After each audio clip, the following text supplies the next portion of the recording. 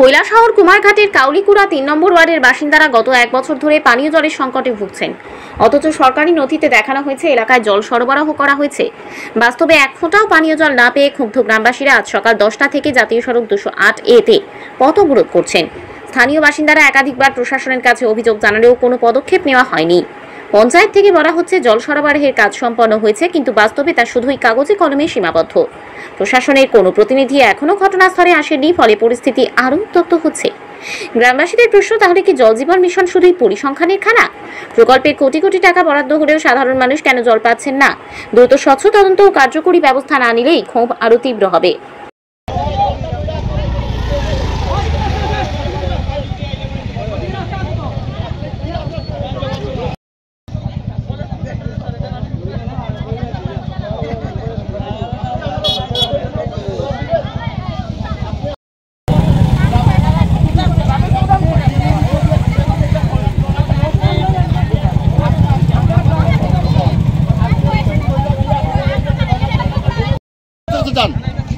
মিনিস্টারের কাছে যান, শুনেন তো আইন দেখাই না, কি আইন দেখাইতাম না আপনার কে অথরিটি দিছে?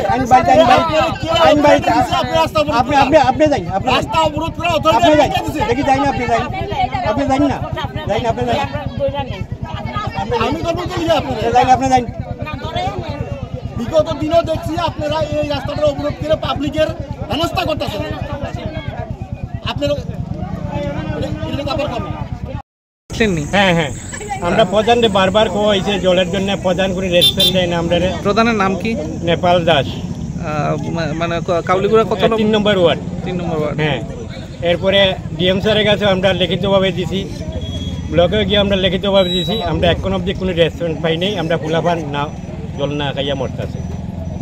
স্নানের জল নাই, খাওয়ার জল নাই, কিছু নাই। আমি আজ কদিন ধরে বাজার থেকে জল কিনে না খাইতেছি।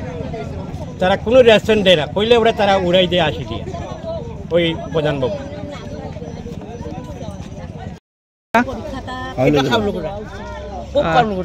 কেনে আজকে আপনারা পথ অবরোধ করছেন? আমরা জলের খুব ক্রাইসিসের মধ্যে আছি, একদমও জল পাই না। পুরাটা এই পাড়াকে পাড়া, এখান থেকে ডিএম অফিস থেকে একদম প্রাইমারি স্কুল পর্যন্ত আমরা জল পাই না। কতদিন ধরে এরকম পাইতেছেন? বছর থেকে, প্রতি বছরই আমরা এমন কই, অনুরোধ করি আমরা জল দেওয়ার লাগে, কিন্তু আমরা কোনো ফলপ্রাপ্ত নাই। এখানে স্থানীয় যে ডিএম আছেন বা স্থানীয় প্রধান আছেন, আপনারা জানাইছিলেন? হ্যাঁ, প্রধান সবকে জানাইছি।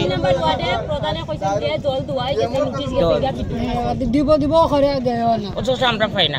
আমরা কি পাইলে শখ লাগেনি যে যাই আমরা দাঁড়াই? আমরা একটা কষ্ট আছে, এই যে আমরা এখানে দাঁড়াইছি, আমরা কষ্ট হইতেছে না? এখন পর্যন্ত কোনো আধিকারিক বা জলের লেগে কেউ আইসেনি? না। আপনারা কতক্ষণ এই পথ অবরোধ রাখবেন? 1.5 ঘন্টা হয়েছে। যতক্ষণ তারা আমরা সমাধান করতে ততক্ষণ আমরা থাকবো। কৈলাসহর থেকে অনুপম পালের রিপোর্ট, ত্রিপুরা পাইওনিয়ার।